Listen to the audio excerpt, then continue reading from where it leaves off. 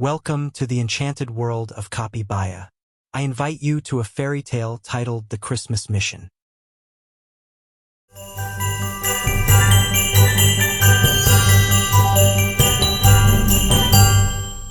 The picture of Christmas magic. Aisha lived in Kenya, where December brought warmth and sunny weather, and nature was full of vibrant colors. Although Christmas wasn't celebrated as extravagantly in her country, Aisha always looked forward to the time when her mother would bring a small tree into their home, and together they would decorate it in an African style. What Aisha loved the most was when her mother would tell her stories about Santa Claus, who visited children all over the world, bringing them joy. One day, Aisha returned from school and noticed something unusual on her bed. It was another letter from Santa Claus.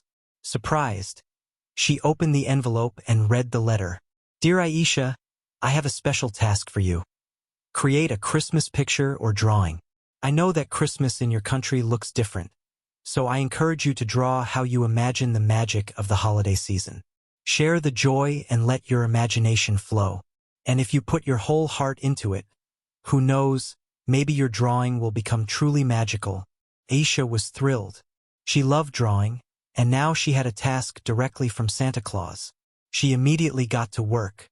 She brought out her crayons, paints, and paper, thinking about how she could draw the magic of Christmas. First, she closed her eyes and tried to imagine what Santa's world would look like, full of snow, reindeer, and colorful presents. Though she had never seen real snow, she imagined it as a white, fluffy mist that covered everything like a warm blanket. Aisha started to draw her vision. In the center of the page, she drew a large Christmas tree, but instead of ornaments and lights, she decorated it with beads, which she often saw in her village. Next to the tree, she drew Santa Claus, but she gave him a more African look. He had a broad smile and bright clothes, and perched on his shoulder was a small, cheerful lemur. As she worked on the drawing, Aisha began to feel something extraordinary happening around her. When she added the final touches, a reindeer jumping over palm trees and the sun shining down on the scene, she felt a gentle, cool breeze, as if her drawing had come to life. When she finished, she looked at her creation and was amazed. The picture seemed full of life and color, as if it truly existed in some magical land. Aisha had the feeling that her tree was shimmering in the light and that the reindeer on the page was wagging its tail. She smiled broadly and placed the picture in a safe spot to show her mother. That evening, when she went to sleep, she couldn't stop thinking about her drawing and Santa's words. The picture had become something more than just a holiday craft. It was a symbol of the Christmas magic that lives in every corner of the world, even where there is no snow. Aisha fell asleep with a smile on her face, and just before drifting off, she thought she heard the faint jingling of bells, as if Santa Claus was really riding by on his sleigh in the distance.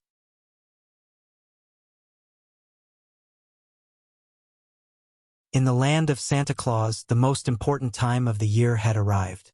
The workshop was working at full speed because Christmas was approaching, and children from all over the world were eagerly waiting for their presents. The elves were bustling about, making toys, wrapping gifts, painting decorations, and checking letters from children. However, this year something went wrong. "Lila, we have a problem," Pip shouted as he ran into the office of the elf responsible for organizing the work. "We're short on elves. There's so much work, and we don't have enough hands to help." Lila looked up from the task list and furrowed her brow. "What do you mean? All the elves are at their stations, just like always," Pip sighed. "Yes, but many of the elves have gotten sick. Others are on vacation after all their hard work, and some have extra tasks to handle. And the task list keeps growing every minute. We won't be able to get everything done on time." Lila quickly understood the seriousness of the situation. The factory was full of toys that needed to be finished, and there was less and less time until Christmas Eve. "We have to figure something out," she said determinedly. "We can't disappoint the children." Pip and Lila went to Santa Claus to tell him about the problem. Santa was sitting at his desk, going through letters from children. When he heard that there weren't enough elves to work, he became worried. "This is indeed a big problem," he said. "We can't let children all around the world wait for their presents. What can we do?" The elves gathered in the meeting room to come up with a plan. Everyone had their ideas, but the key question was how to manage with the limited number of elves. Maybe we can assign multiple tasks to each elf?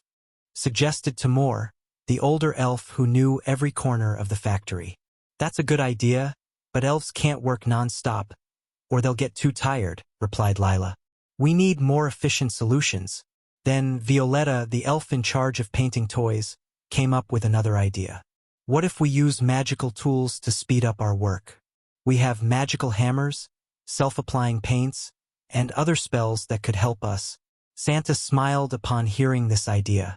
That's a brilliant thought, Violetta. Magic always helps in tough situations. Let's organize workshops so that every elf can learn to use these tools. The elves immediately began to act. Pip and Lila started organizing training sessions for the elves, teaching them how to use magic to work faster and more efficiently. Even though there were not many elves, those who were present worked with even more enthusiasm, and thanks to magic, they could complete tasks twice as fast. In the workshop, there was a unique atmosphere of cooperation. Violetta painted toys that magically turned festive colors, and Lila wrapped presents that magically transformed into beautifully arranged packages. Even Timur, who usually only worked with the reindeer, helped with toy production using a magical hammer. Santa, watching his little helpers, was full of admiration. "You are amazing," he said with a smile. "Thanks to your hard work and cleverness, we will manage to deliver the presents on time." However, the elves knew they couldn't rely solely on magic. They also needed to take care of their health and rest so they wouldn't run out of energy. So, Lila introduced a shift system, ensuring that each elf had some time to rest, even during the intense work. In the end, thanks to magic, teamwork, and proper planning, all the toys were ready on time. The elves, though tired, were happy that, despite the difficulties, they had achieved their goal. That's all for today. If you enjoyed this video, don't forget to click the subscribe button and turn on notifications so you won't miss any new videos. Thanks to your support, our community is growing, and you'll always stay up to date with our latest content. Give us a thumbs up if you liked it, and leave a comment about what you'd like to see in the future. Thanks for being with us. See you in the next video. Bye.